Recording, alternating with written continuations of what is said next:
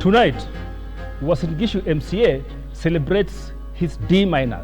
Then, CS Justin Muturi on the loose. And finally, President Biden announces a ceasefire and hostage release between Hamas and Israel. This is the Nakala report.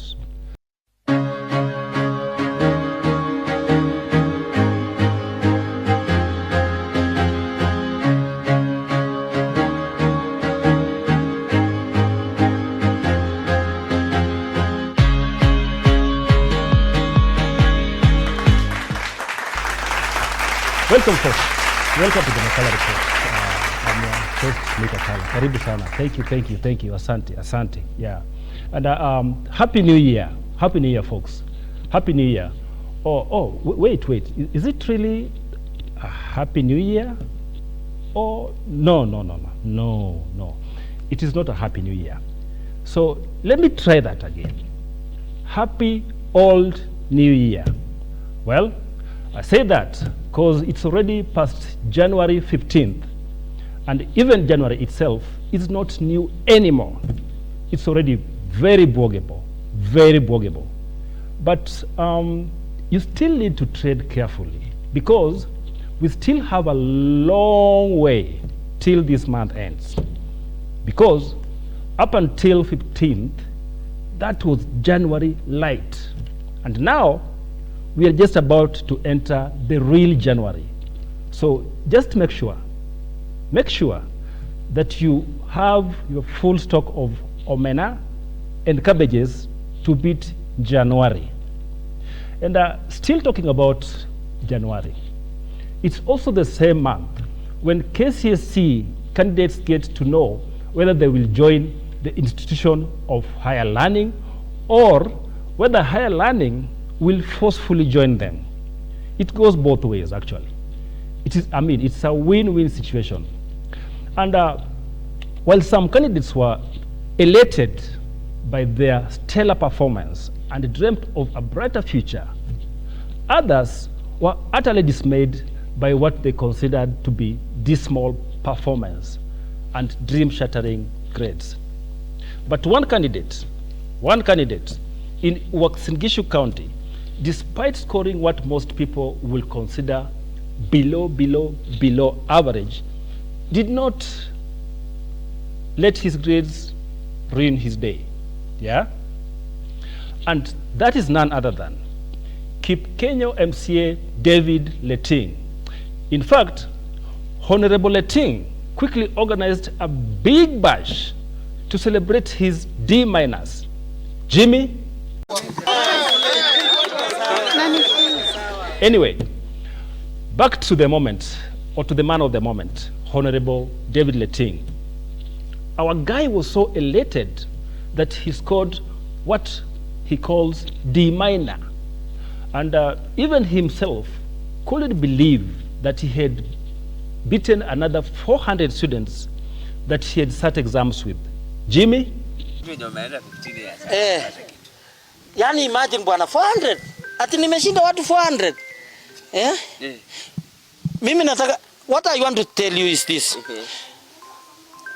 In biochemistry, I received C-, and there is nobody here received C-. Yes, Mheshimiwa received what he calls C-, and nobody else there, nobody received C- like Mheshimiwa, yeah? But the only problem is he claims to have received a C- in biochemistry, a subject or a unit only taught or offered in colleges. And maybe, just maybe, he was talking about biology and chemistry, yeah? So we can understand that because Mheshimiwa is way too excited, so let's give him a pass on that. And so he went on describing his magical D- in biochemistry. Jimmy? Because that is a very difficult. Because I am a person who is learned from stomach of my mother. I am a person who is different. Yes, Mheshimiwa is a person who is very different. He he's a person who is learned from the stomach of his mother. Yeah, his mother. You see, well, most of us were born crying because we were shocked and we didn't like our new environment. Outside the womb, for Mheshimiwa, he actually graduated during his birth after learning for a good 9 months in his mother's stomach or womb with a diploma that can only be best described as wombloma. Yes, wombloma. And not just that, the good Mheshimiwa thinks that he is a genius, which I can't actually dispute. I mean, come on. Wouldn't you also agree that someone who had gotten land, who got land in his mother's stomach is a genius? Wouldn't you? Here he is explaining his natural genius. Jimmy? And I know so many things without any going to school. So I am happy. Yes, for that. Good. Yes. Na umeshinda watumia hii. Yes. I'm ahead of 480 something students who have already wasted 15 years to go to school. And me myself, I go there in 30 days of exam only. I have never gone to any school, even a tuition. I have never. There is nobody have already came to where I am and told me that this is this and this is this. No. Yes, Mheshimiwa has never gone to school, but he beat 480 something people. He has never been to tuition, and there is nobody who has gone to where he is and told him that this is this and that is that. No, no. All right, digest it, digest it. And if you can digest it, maybe just chew it first and then digest it. For that is your genius, Mheshimiwa. So you may ask yourself, what inspired our beloved Mheshimiwa to go back to school? Well, ask no more, because Honorable Ting is more than ready to fill you in. Jimmy? Na nilipokuwa huko kwa county, nikakuta governor wetu amesoma, graduate kwa PhD, Dr. Chelili. Sasa mimi naye nikashikwa na wifu kidogo. Nikasema hata kama mimi nilifanya standard 8 4 years ago, kwa nini mimi nisisome? Yes, alienda huko kwa county akapata governor wake akona what he calls BHD, not PhD, BHD. Akashikwa na wivu, akajiuliza kwa nini yeye asisome, yeah? So he actually went to school kwa sababu ya wivu. Huh?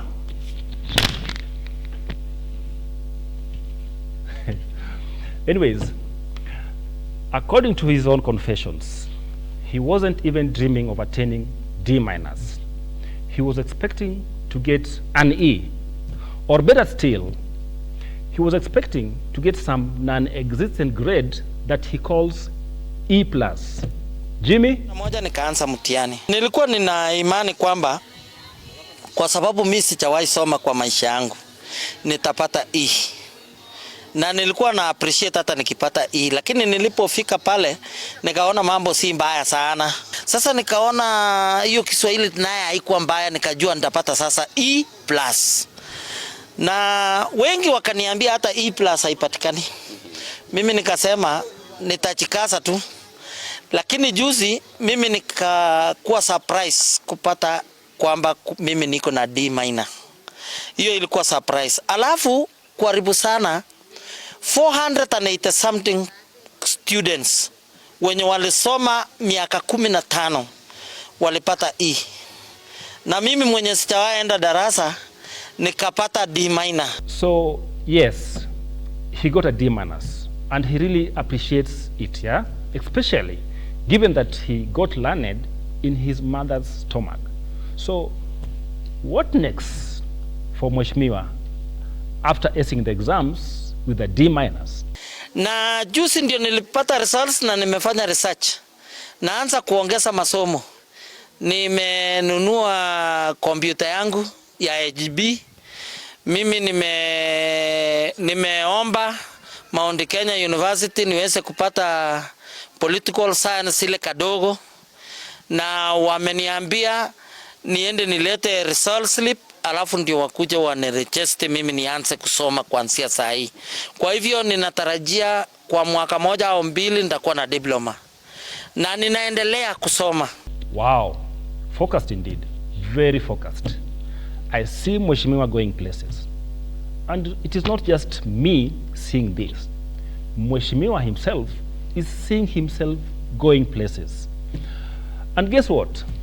His ambitions have just gotten a notch higher, and he wasn't afraid or shy to compare himself with some national political bigwigs.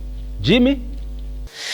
Na hata juzi niliuliza governor wangu, kama Joho ni minister na yeye ako na D minor kama mimi, mbona wewe usiniambie ni resign kuwa MCA wa Kipkenyo na unipea hata nikuwe waziri wa hii county, nichifunie kwa hii masomo yangu, kwa sababu Joho ako na D minor na ni waziri, na mimi naye niko na D minor na mimi ni MCA. Si mimi nikuwe waziri wa county, hata nionje hii pendera kidogo. Joho ako na D minor na ni waziri. Why can't the Uasin Gishu governor now also appoint Honorable Eting to be a county minister? Why? After all, according to him, it seems the qualification to be a minister is D minor, D minor.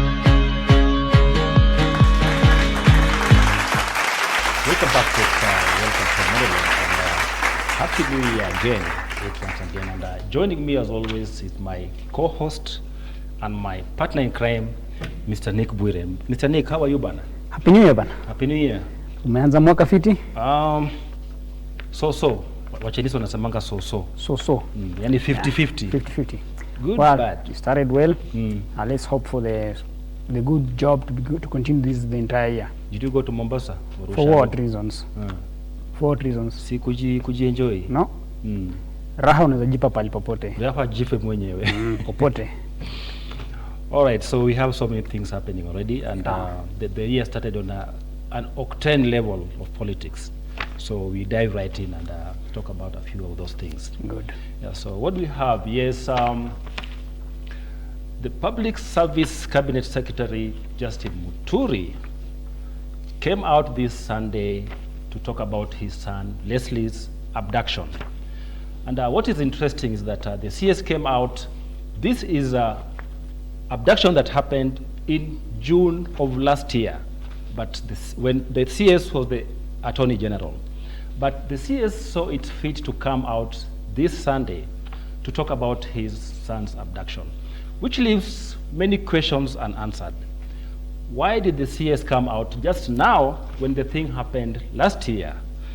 And the telltale signs are in there, because the CS said that he will not be intimidated or be cowed not to talk about his son's abduction. And while giving the chronology of his son's abduction, the CS actually name-dropped a lot of government officials who he said he contacted but refused or were not able to help him. The CS started by saying that when his son was abducted, his daughter-in-law called him. He immediately called the then Inspector General of Police, Mr.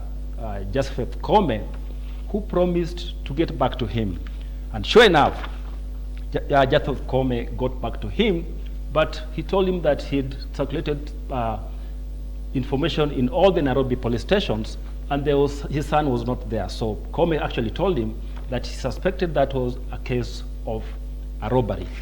He then escalated by calling the DCI Director General, who is Amin, who also said that there was no operations. The CS further on called Nurdin Haji, who is the NIS director, who also denied that his son was there. He escalated further, according to his own chronology, and called PS for Internal Security, Mr. Raymond Omolo, who actually promised to look into the matter. Omolo later called him saying that there was nothing of the sort, and his son could not be traced. He further escalated the matter and called the then Internal Security Minister, Mr. Kithure Kindiki, or Professor Kithure Kindiki, who called Nurdin Haji, but Haji denied ever holding his son hostage or in abduction. Kindiki then called Muturi, saying that his son, that the son was not there, and Nurdin Haji could not lie. So they went back to bed that day, or returned to bed that day, and woke up the following morning, where he actually decided to send President Ruto a message, a WhatsApp message. But the president had not received or seen the message or replied the message or read the message. So he decided to drive to State House himself, where he met President Ruto. President Ruto then ordered for his phone, where the president's phone seems to have had some technical issues. So the president called his technical person to check on the phone, and when he saw the message, actually he called Nurdin Haji, who confirmed that his son, or Muturi's son, was actually in NIS contention or contention. So my biggest surprise is that NIS do not have a right to arrest, neither do they even have a right to keep someone in custody. I think it's a criminal offense for one Nurdin Haji to do that. Well, and I can say that maybe the president was not aware. His intervention had to be in person. He had to intervene in person for the guy to be released. Yeah, but what is it exactly? Or where was Mr. Nurdin Haji getting his orders from? If Kindiki, he could not tell Kindiki anything. Well, Nick, my surprise is that the president's phone had crashed in the first place. He did not see messages, neither did he see any call. It had to, a mechanical issue had to be sorted out for the president to see the messages. After Muturi had traveled to State House in person. All these problems, Nick, I might say that the recent problems about Muturi. You remember in Embu, the people of Embu refused to hear the condolences, read sent by the president. Actually, the Muturi's goose already being cooked. Maybe that's why he's actually being kicked out. But or maybe I think, you know, the guy could also be a political genius. You know, when the president sent him with the condolences, which was supposed to be read in Embu, and the resident refused until he gave the family the letter, yeah, because they said wapatie familia isome hawa hawataki kuisikiza. Yeah, so maybe the guy has seen that the ground is actually hostile towards the administration, so he doesn't want to resign. He wants to be fired. So akikuwa fired, he'll get some sympathy and then go back and join the other team. I think that's what the guy is doing. Getting some political mileage. Yes. I think he's doing some political calculations. Yeah. It's possible. It's possible, yeah? Yeah, but we thank God that his son was found safe and free, but the question is, why now? Well, maybe the public outcry because of these others, the likes of Tibet and others who are also kidnapped. He wants to be in the trail as well. Atapia wangu aliwahi kidnapiwa. Anyway, so we hope others that were also kidnapped or abducted by whoever, because we don't know exactly who does that, because everybody is denying that fact. So we hope that they'll be found safe and they'll go back or they'll be reunited by the family.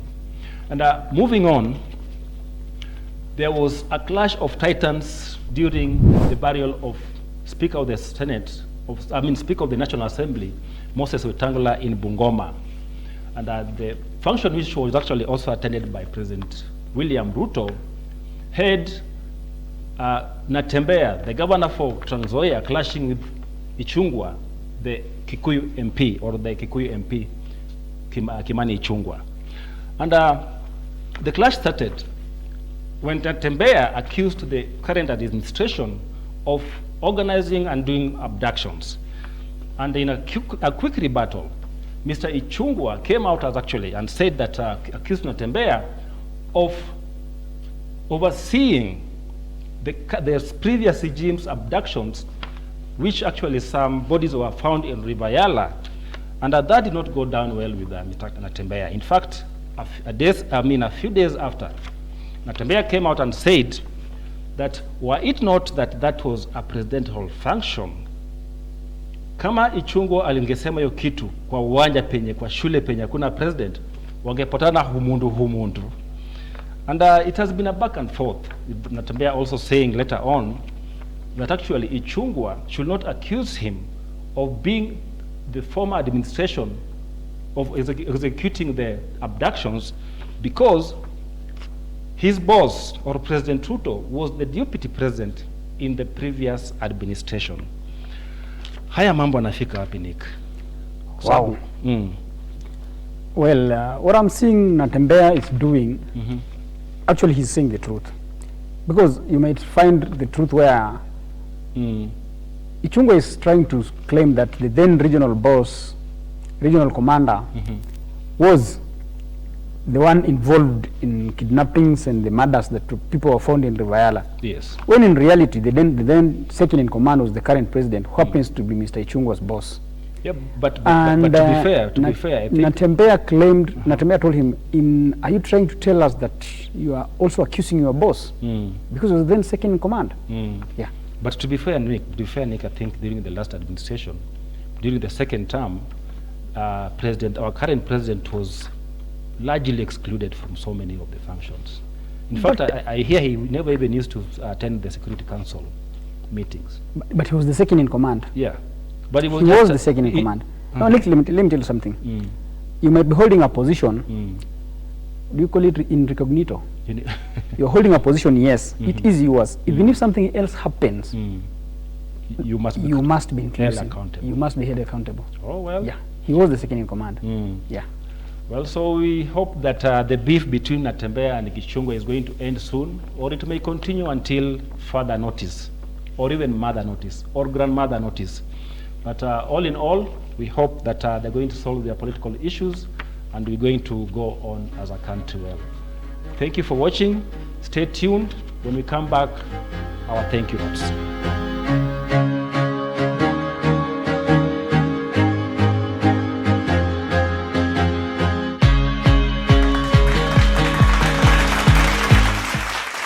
Yes, this new year we must thank somebody. And whom do we start with? Well, let's start with the Minister of Sports. Minister of Sports. Now, I've seen they have refurbished two stadiums, one Kasarani Stadium and Nyayo Stadium. Yeah, in preparation for the CHAN championships in August. Okay, the Minister of Sports is under the government of Kenya. So we thank them both. Well, we thank them both. I did not know even the Minister of Infrastructure is involved, because they're the ones who do the hard work. Yeah, so we just thank the government of Kenya, yeah? Yeah. All right, here we go.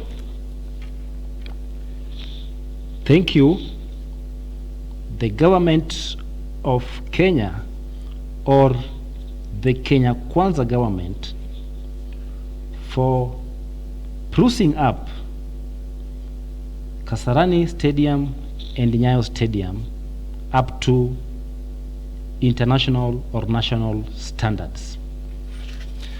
Nick, whom should we thank next? Well, the outgoing US president. The outgoing US president. Big Joe. Joe Biden. Yeah. The Joe. Yeah. All right, so let's thank Joe Biden, yeah? Here we go. Thank you, Joe Biden, for finally announcing a ceasefire between Israel and Hamas after a long protracted war which has spanned 15 months. The ceasefire announced will also include hostage swapping. But there was an egg on his face recently when he pardoned his son, Hunter Biden, who had been convicted of some criminal of possessing a gun and some tax frauds, whatever. But at least this one is going to be an happy ending for him. Yeah, happy ending. So he's going home actually on Monday. Oh, actually 20th. 20th. Monday, yeah. So Mr. Trump is going to come in. Yeah, so thank you very much. But actually, Nick, it is said that Bibi, or Benjamin Netanyahu, is not really for the war ending. He wants the war to continue. But In fact, he hasn't signed into the deal yet. No, he hasn't signed, but he accepted. Verbal acceptance. What about this time? Yeah. Yeah, actually, the deal, the negotiations were led by the U.S., Egypt, and Qatar. And So, Qatar, yeah. so it's a happy ending. So everybody wins. You said war? No good war, no bad peace. Good. So thank you again, Honorable Joe Biden, for finally making peace between Israel and Hamas. Thank you for watching. Don't forget to tune in to watch Nakala Report every Friday at 8:30 p.m. only on Lookup TV. Thank you, good night, and good luck. Yes. All right, finito.